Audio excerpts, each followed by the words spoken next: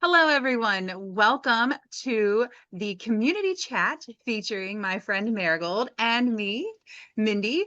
Tonight, you'll notice that Melissa is not with us. She is taking a much needed break, but we are here with the Jane Austen Literacy Foundation to discuss the second half of Sanditon Season 1. Hi, Marigold. How are you tonight? I'm wonderful. How are you doing? I'm great. For those of you who are joining us, you know I live here in sunny Orlando, Florida, so it's always hot here. But Marigold was just telling me about her temperature. You want to share with everyone else today, Marigold? Yes, in lovely Boston, we got up to 102 today, so it has been pretty spicy. That makes for a sweltering day, and I do not wish that on anybody. So that really puts us in a perfect position to talk tonight about going to the seaside and being with our friends in Sanditon.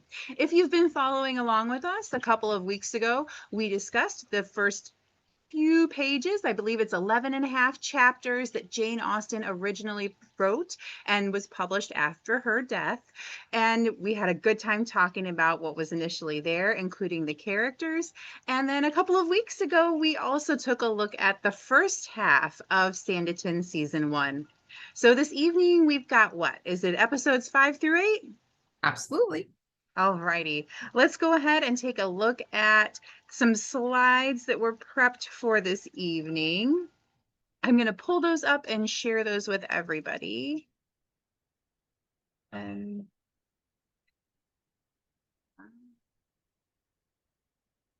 go.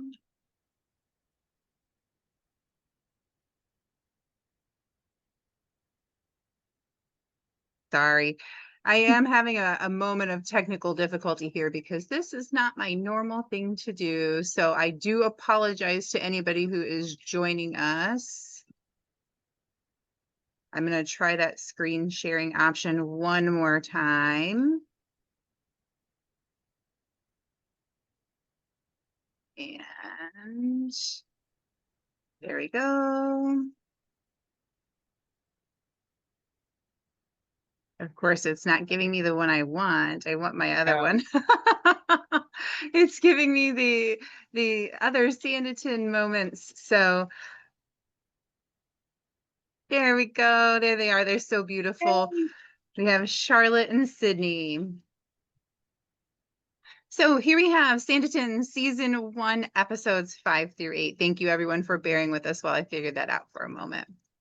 Marigold, do you want to share with everybody what's happening this week in the life of Jane Austen and her characters? Yes, it is attending the Midsummer Ball. June 21st is a summer solstice. June 24th is Midsummer's Day. In season 1 of Sanditon, revelers attend the Midsummer's Ball.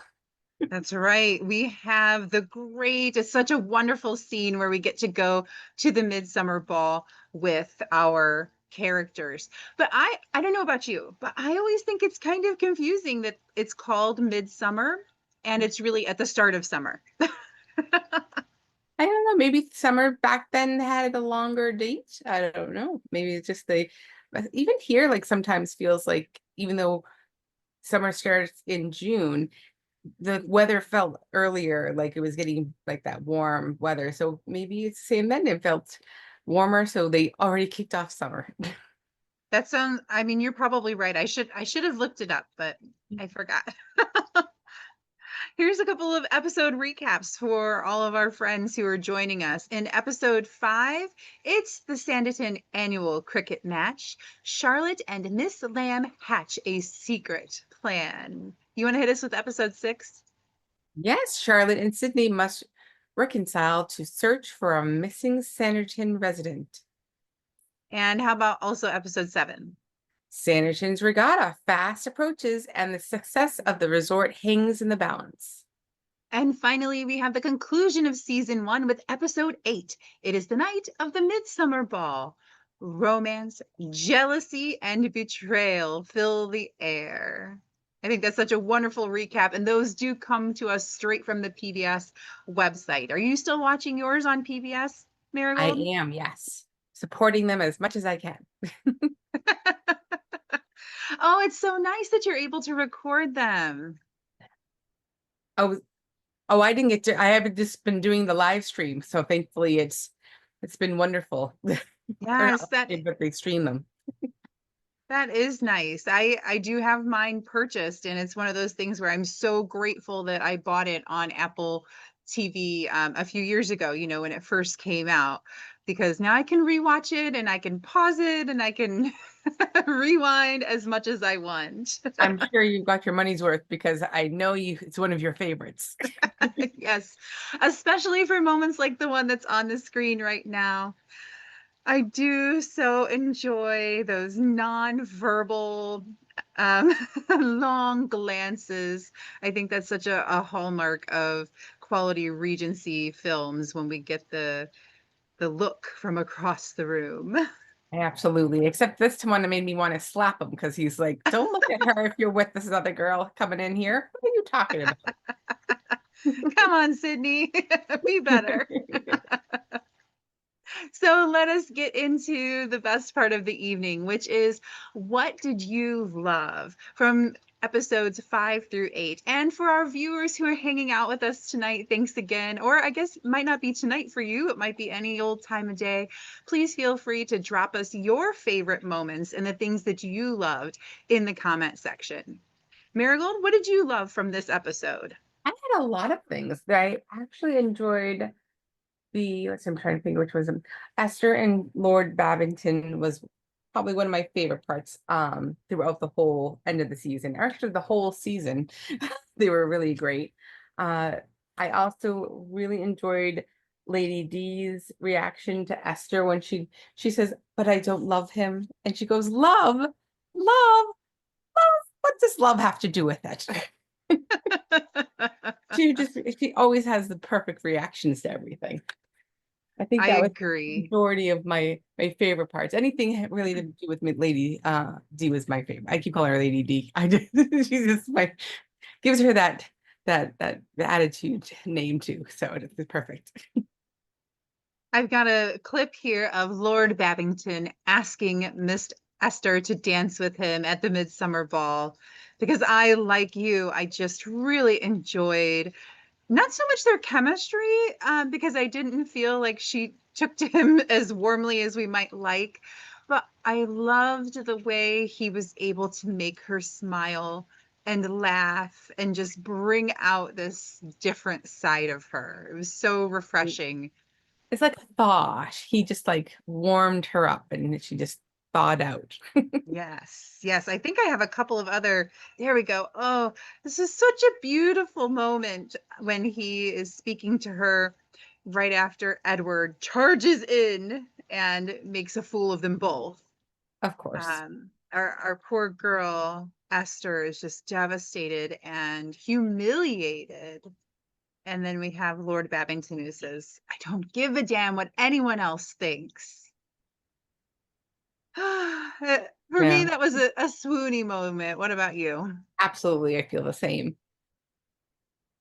Such a great character. He is. I think he was. That's my other favorite part. I love the carriage ride. And I know you and I both are big fans of Esther's costuming. Do you want to speak to that here? Goodness, I would just want her wardrobe. I'm going to dress anywhere and have to get dressed up. I just want to dress in her clothes. All from I always wear dark black colored clothes, so I fit in fine with hers right now. But even down to that violet color that she used at the ball, it's just so, again, kind of like she's warming up and kind of coming to life with the colors. So it was a great character growth in wardrobe as well. I think I said this last week on our cast, but her hats are just divine, aren't they? I agree. This black one, and again, I think it's maybe like a plum and a violet in the other scene when they're at the cricket match. Oh, Th- yes. Just gorgeous. And I wish that I wish if I could go onto the Sanditon set and pick up one prop to keep for myself, I think that I would rummage through Esther's costumes and steal those hats. Absolutely. I don't blame you. Oh, okay. So here I know that you and I are both big fans of Esther and Lady Denham, but I think we both have such a soft spot for Arthur Parker. I do agree. He really can't. You can't not smile when he talks too. He's always that light, fun.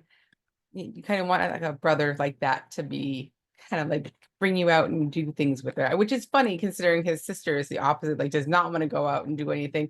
But he just you can see how he molds and goes into those modes where he's like, let's go to dance, like let's dance, let's go out. Just so much fun. I think his sweetness really shines through I agree. um, when he interacts with Miss Lamb. You know, when he's with his brothers, he almost comes off as being so young, so very young in comparison to them.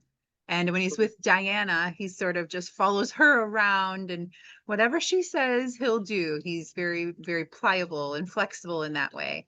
But with Miss Lamb, he's very, very giddy and excited and friendly, so friendly. The kind of friend I think we all need is someone who would offer to dance with us or get us out of the house or whatever it takes, you know? I absolutely agree. I also had a note with this statement. I'm glad it came up because it says the trip, the light, fantastic. I don't know if you have known it was coming from a poem. Mhm. It's actually Milton, but I liked when you look up the term, it says used to describe dancing nimbly and lightly, which I think is so perfect when the scene that he is dancing he may not be coming off as light and nimble, but he certainly is trying his best to give that feeling, and you get that with him trying to dance and take Miss Leia with him. I agree with you. I think that's the perfect description, and thank you for throwing in the poetic connection there. I didn't realize that came from a Milton poem. So I am glad to hear that and learn something new. Thank you for sharing. Time, you know me and my poetry. Yes, yes.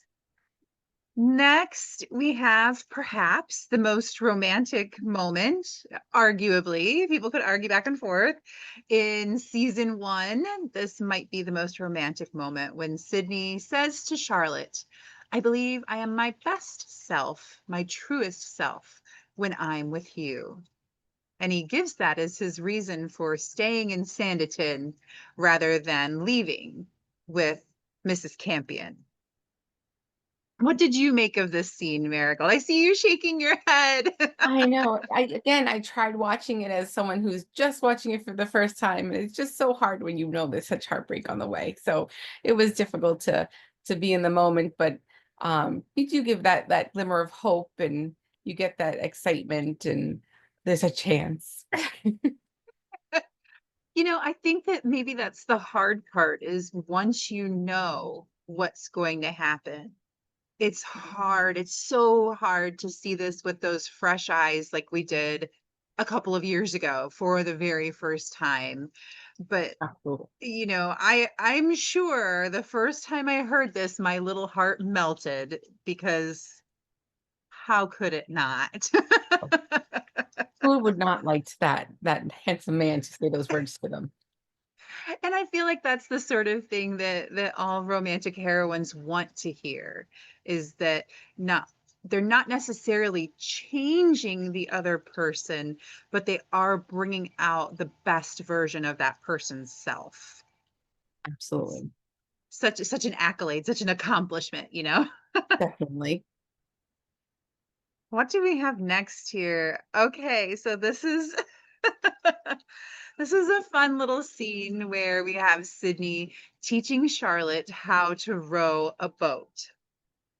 And what did you I know for some people I kind of did a poll and a lot of people said they loved this scene because it showed this connection between them. We got to see Sydney smile at her in a very sweet way. And then of course there's this touch that we're highlighting. But what did you think of this, Marigold? Was actually the touch that made it look like she was so uncomfortable. I would have thought it would have been like send shock waves through. So I don't know if it was her face didn't have that same connect feeling because there she's kind of like, what are you doing? But I felt you'd think more she'd be like, oh my goodness, he touched me. Well, it certainly is a more intimate touch, right? Yeah, Because he does have his hands gripping hers yeah, on the rose, and then it's a touch to the waist. So I'm with you. I hadn't noticed it initially, but I think you're completely right that I would have thought it would have been more of a whoo shiver with excitement as opposed to a pull away. absolutely. It's very just a little detail that was like, that's strange, but maybe it's a foreshadowing later. I don't know. Could be. Oh, yes.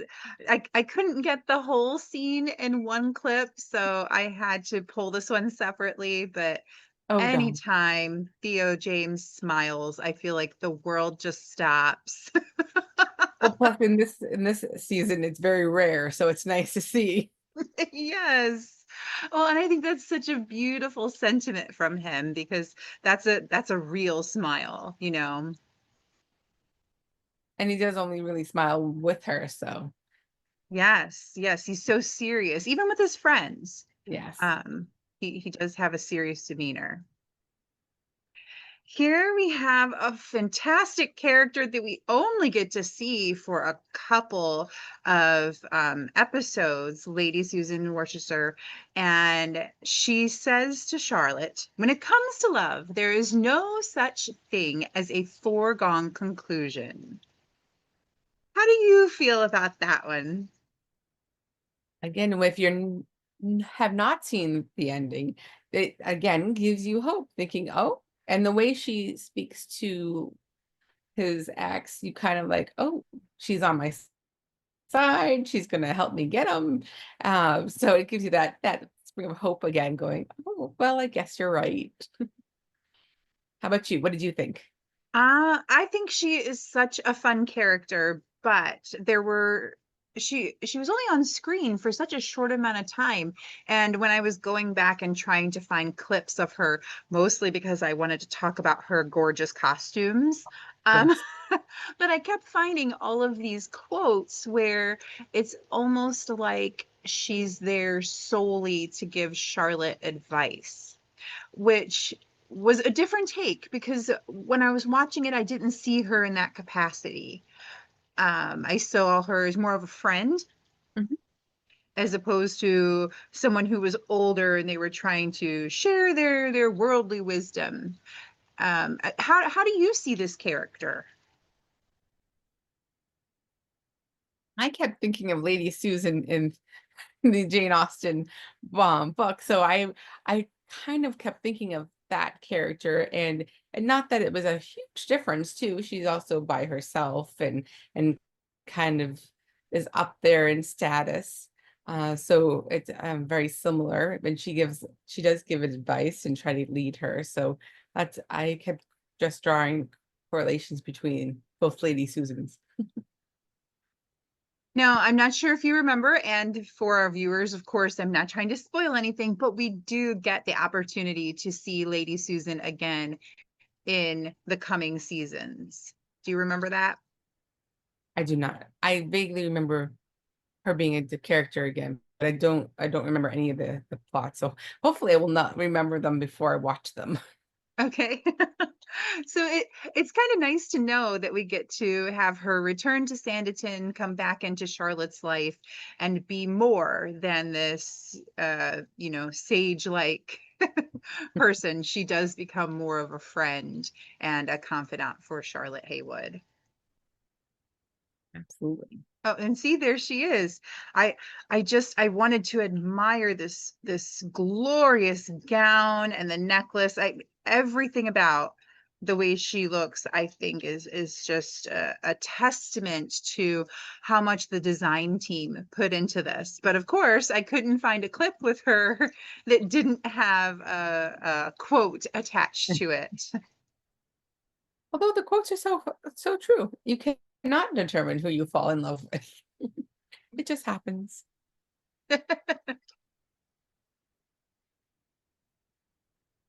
Here we we go. I I wanted to throw in a little something from the character Mr. Crow, simply because he's one of those comedic players who very much reminds me of a Shakespeare character, the clown that is there every couple of scenes just to make the audience laugh and to kind of lighten everything up a little bit. Did you have any impressions of Mr. Crow? I feel exactly the same, and I love this part because I love when he was asking who she is, and when they say it, he goes, "Oh, the mask comes you." How do you I don't know how you're supposed to take that. But I thought it was quite comedy, and he is, I would say, that works perfectly. It was in Shakespeare, he would be the clown. It gives that comic relief. And of course, the scene with the masquerade, it really does have some Shakespearean elements as well, because just looking at that backdrop with the trees and the lights the way they are, it almost has a fairy tale quality. And then you put in the masks so that people are becoming something else, someone else. And this Absolutely, is this is also where we're really seeing Sydney and Charlotte break down their own walls when dealing with one another. definitely. Such a great turning point for the two of them. Okay. What surprised you, if anything? Well, I was gonna say, well, that scene, I was surprised when you see the ex come in, and you're like, "Wait a minute, there's a wrench in this in the story." So that was definitely a surprise, because you don't really expect it when she shows up, and when Mr. Parker is talking to Charlotte about how Sydney has changed, and we all would think obviously it's because of Charlotte, and he's saying it's because of his ex. Um, and it's just like, wait a minute, what? You just have such a shocking that nobody else sees it. It's like, how are you not seeing this? How about you? Yes. What surprised you? For me, I'm so glad that you mentioned that moment with Mrs. Eliza Campion and with Sydney Parker, because I think it's really surprising towards the end when Eliza says to him, I never gave up hope of the two of us standing together again. I thought, ooh, that's sort of cruel because she So was married. she made the decision. So I guess she hoped her husband would pass so that she could be with Sydney. There was a lot about that moment that I thought was very surprising. And I guess to me, I thought, ooh, well, that's not the kind of person I would want to marry. um, Well, that's I think that's the interesting part is that the she chose money over love, and he's, I mean, spoiler alert to everybody, but he's going to do the same thing. So yes. that it's just shocking that you would think that he knows how it feels to be hurt, that he wouldn't want to do that to someone, and yet he has to do it. I have this slide in here because one reason is that I love young James Stringer. I think if they would have been able to bring Leo Sutter back for seasons 2 and 3, wouldn't he have made just a wonderful friends to lovers story for Charlotte, where I she grew to absolutely, love it? Yes. definitely.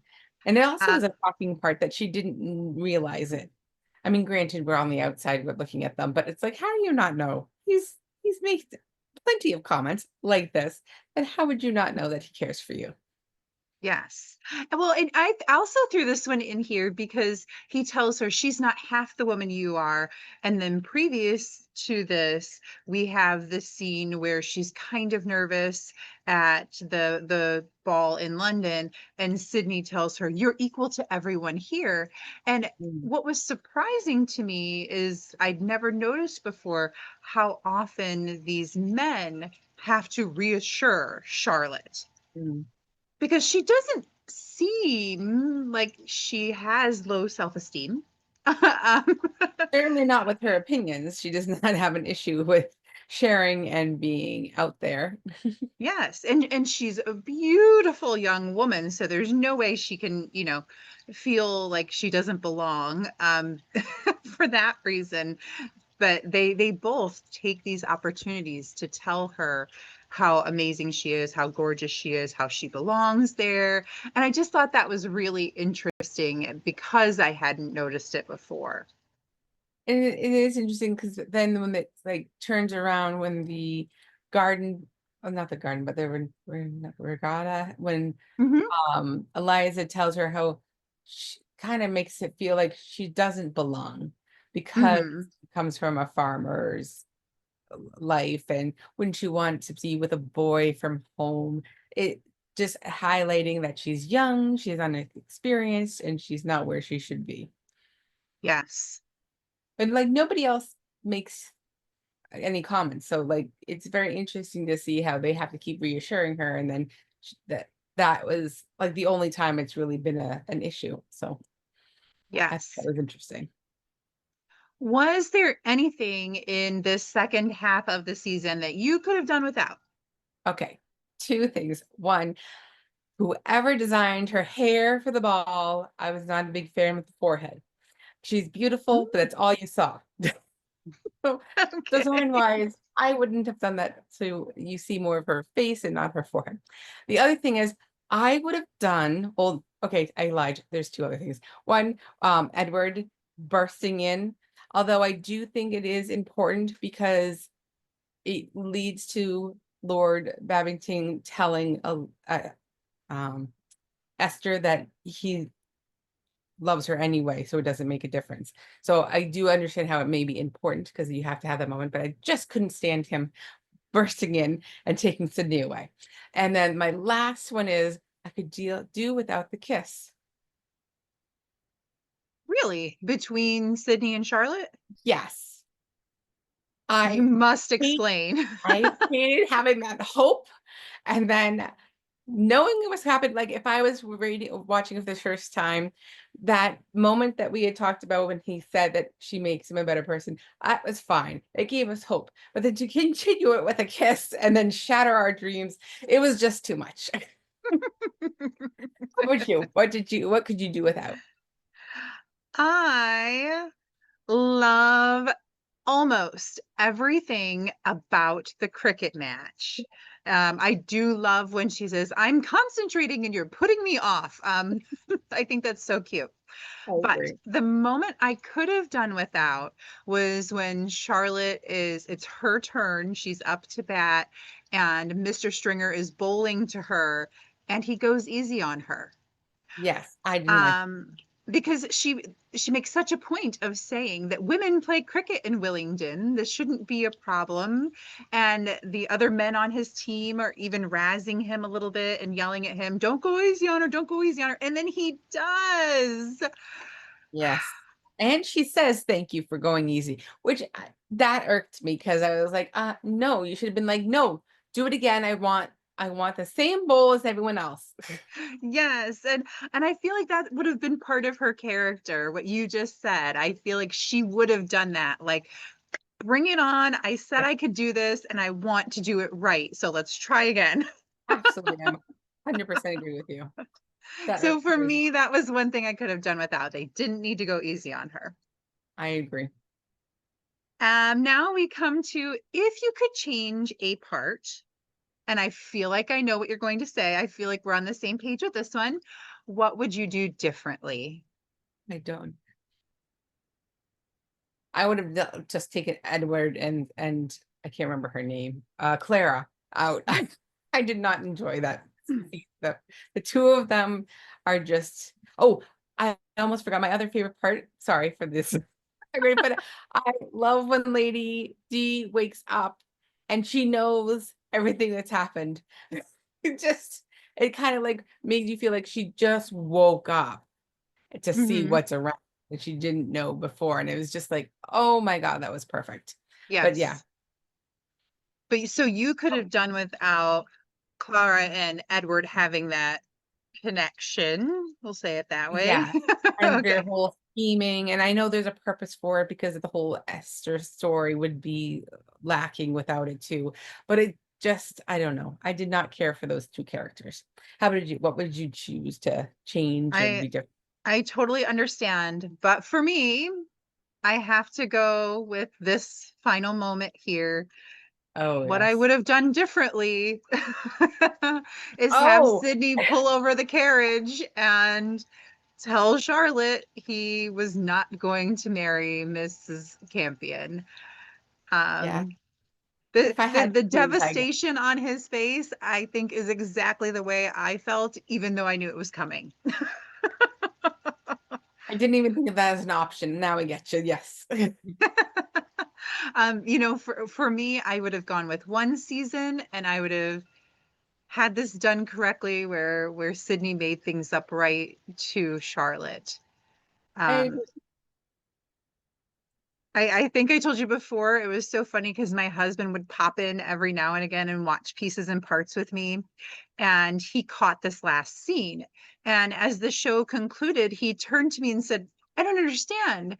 Why didn't Sydney ask Georgiana for the money? Didn't they mention a million times that Miss Lamb had 100,000 as her inheritance? Couldn't he have asked for 80,000? And Georgiana could have saved them because she's Charlotte's friend and she wants her to be happy. And I was like, wow, my husband is super astute. Absolutely.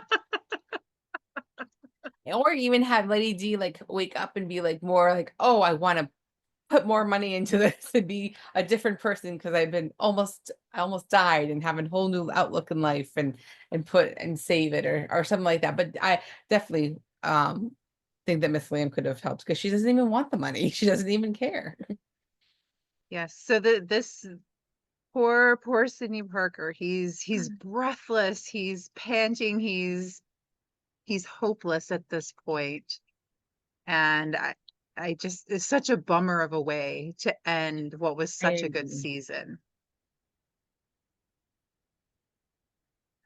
And of course we have this moment when he says, "Tell me you don't think too badly of me," which harkens back to the first the first part. I can't remember if it was at the end of episode 1 or if it was the beginning of episode 2, where Charlotte tracks him down in the street and says, "Tell me you don't think too badly of me." And because he's still a little snooty at that point, he says, "I don't think of you at all." That's true. I had just totally forgotten that part. Yes, that makes so much sense. Of The course, two if I was her, I would have been like, of course I think badly of you. I'm choosing poorly. She does take it so well, doesn't she? Too well. I don't know anyone who could have taken that. Maybe you still have to be young and naive and be like, okay, you know, I understand why you're doing it, but uh, it's so difficult. But But I but don't ask her to accept it, because that's kind of what exactly. he's doing here, is he's Yeah. asking for her to maybe wish him happiness, and that's heartbreaking. And even to say like, oh, I don't love her, I don't love her. And she goes, you have to, don't say that you have to. It's like, oh, but God, now she's talking you into it. Don't make her be the good, don't make her be that way. She needs to be able to grieve and be angry at you. Oh, Yes. Do you have a favorite scene? I know we talked about what we loved, so maybe this is a recap. Oh, I do have my favorite scene here. a little adventurous guy jumping horses. Yeah, I do remember that part. That was so good.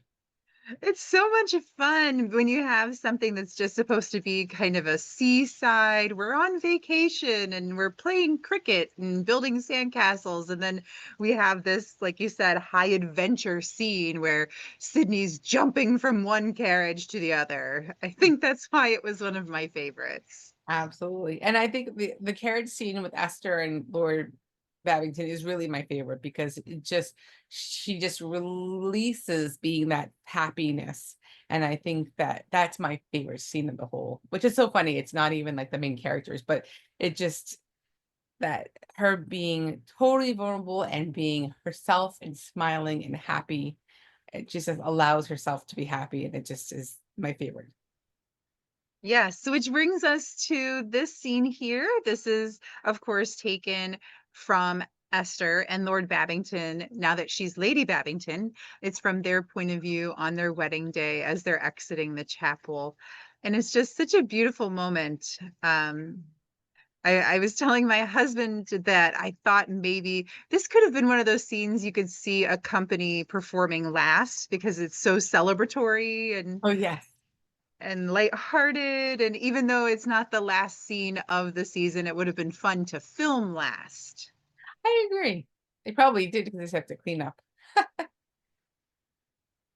think we've just got a couple more here. Oh, there we go. So that takes us all the way through the whole, I guess I was going to say the second half of Sanditon, but that's not true. We have concluded with Sanditon season 1. Marigold, overall, how did you feel? I know this was a rewatch for you, but this was only your first time rewatching, right? Yes, and I 100% agree with you.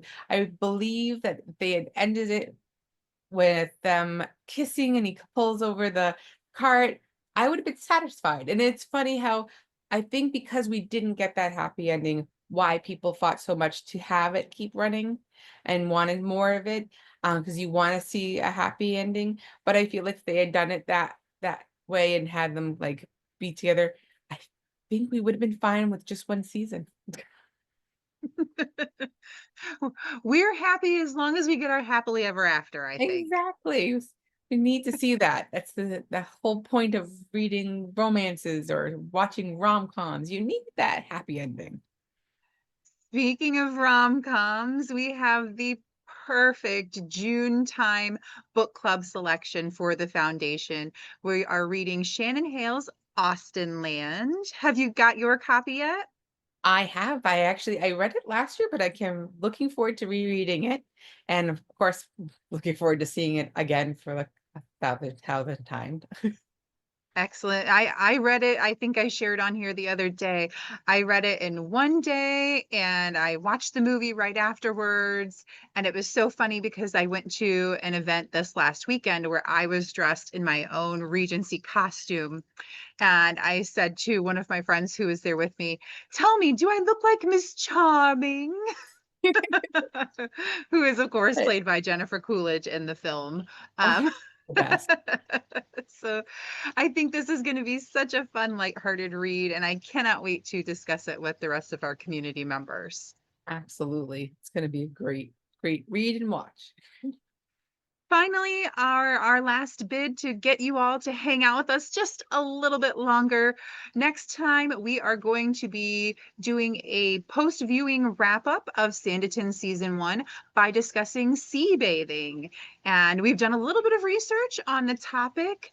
We are, of course, not experts by any means, but we are excited to discuss this subject with the rest of you.